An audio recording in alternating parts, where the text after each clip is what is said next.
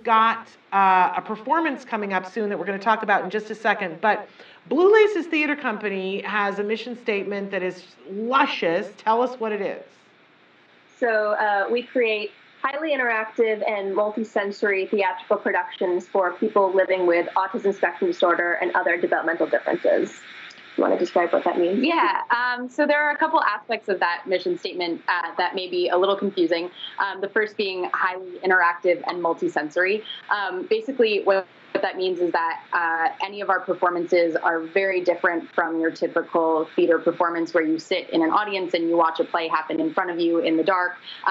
We like to make sure that our audiences can participate in what we're doing. We make sure that there is more than just fun stuff to watch and listen to, but also fun stuff to touch and smell and to interact with by getting up and getting out of your seat, by talking to the actors. So that's kind of what we mean by interactive. And then by multisensory, that's where we're bringing in the aspects of touch and smell. Not usually taste, but we may do that someday.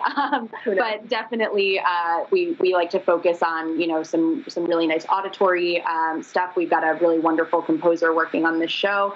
And then, obviously beautiful visuals, but nice materials to touch and engage with, some fun things to shake. So fun sensory items that help our audiences get involved with the show. And then we also have the second part of our mission statement, which is that we create it for audiences with autism and other developmental differences. We don't like to limit ourselves to autism. We're certainly not going to turn somebody away if they have Down syndrome or CP or any range of undiagnosed things.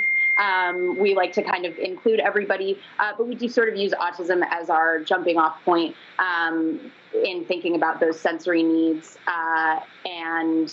We create it with our audiences in mind rather than modifying something that already exists to work for our audiences. Right. So thank you for bringing that up, because I don't mean to interrupt you, but we've been seeing in the last couple of years that there are a lot of theater companies that are modifying, retooling a performance and making it possible to make it accessible. But you guys have taken on the mission of making it accessible from day one, which we absolutely love.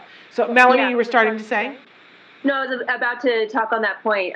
While we're not autism friendly, we're actually creating theater that's specifically intended for these audiences. So it's devised theater, meaning Allison and her ensemble of cast members, they will pick a theme. This year is outer space for Out There. And they'll create a series of vignettes that go along with it. And in each vignette, it's a different sensory experience. It's not really narrative in structure. There is a plot, but that's not the main purpose of the show. It's like this year's show is we're on a mission to Pluto. So each step of the way, we're going to get to Pluto. But while we're there, we have this experience, then we do it, and then we're done with it. We go to the next thing. I like to think of the main difference between autism-friendly performances and the kind of work that we do as autism-friendly performances, which are absolutely wonderful, are meant to take something that already exists and alter it so that it accommodates the audience. What we do, I think, rather than simply accommodating an audience, I think it celebrates our audience, and I think it really embraces their not only their needs, but the wonderful things that make audiences with autism and developmental differences unique, and create something for them rather than something that is for other people to be kind of altered and accommodated for them. And this is why I love you. That is exactly why I love you. I want to talk a little bit about the new show that's about to open. You have a show that's opening on May 21st. It's called Out There. So tell us, you mentioned a little bit already that it's got a space theme and it's got Pluto. What do audiences need to know about this particular show? Well, most of what audiences need to know is actually going to be on our social story, which should be up on our website probably later today, if not tomorrow. We just finished it this morning. If you check out our website, it's bluelacestc.com. You'll be able to find our social story there, which has a really nice visual aspect of what to expect. But to tell you a little bit more, out there is it's a journey to Pluto, as Melanie said. Right at the beginning of the show, we meet a character named Karen and her pet Comet, which is a big, fuzzy, lovely comet puppet with a very long, sparkly tail. And they are looking for their home, Pluto, which got lost in outer space. So they, along with a character named Dr. Stella, who's the most brilliant scientist in the entire universe. They lead us on an adventure through outer space. We make pit stops on the moon, as well as in a dark matter kind of alternate universe, and in a nebula where we make our very own star, and we make a big wish all together on the star that shows us the way to Pluto. We experience some meteor showers, so we sit under an umbrella, and we experience some scented mist from the meteor shower, as well as lots of bubbles and space dust that falls from the sky. All kinds of fun things to touch and smell in that moment, and then that kind of reveals to us the beautiful space garden on Pluto, which we get to explore and wander around and pick some space flowers. So it's, like I said, it's very interactive.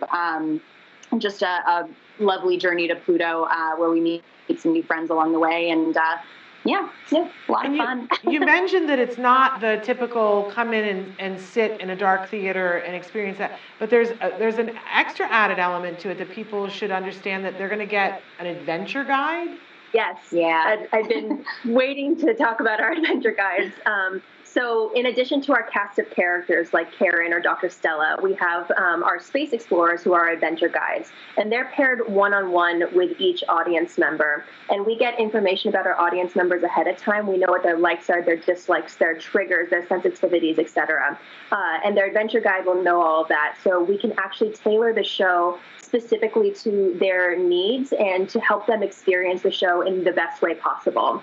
So if an audience member wants to run around the entire time, their adventure guide's going to run around with them. If someone wants to chill out and take a step back and hang out in our interactive space station lobby, the adventure guide will stay with them, and maybe members of the show will come out and visit them and see when they're ready to come back into the space. So really, however an audience member wants to engage in our experience, that is how they'll do it, and we are there to help them have the best experience possible.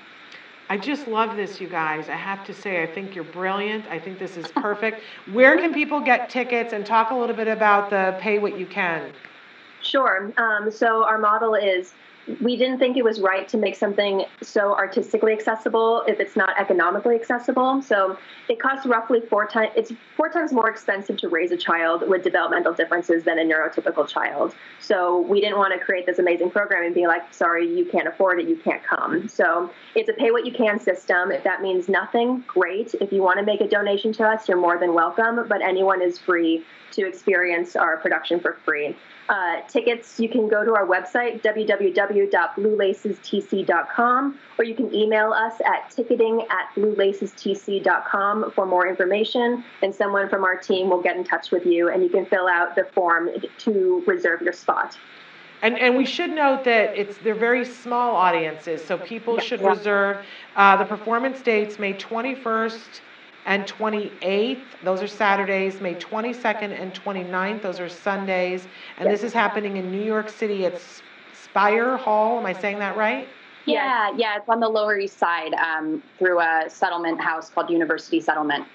Really beautiful theater space there, and we're really excited to be able to do this. But yeah, the audiences are very small, maximum 10 audience members. So we count our audience members with developmental differences as our audience members, and then they're allowed to bring up to 2 invited guests. So usually that's parents, but a lot of times it could be a parent and a sibling, or a parent and another caregiver or an aide. But we can accommodate 10 audience members with developmental differences, so that our adventure guide to to audience member ratio is never more than 1 to 2. Wonderful.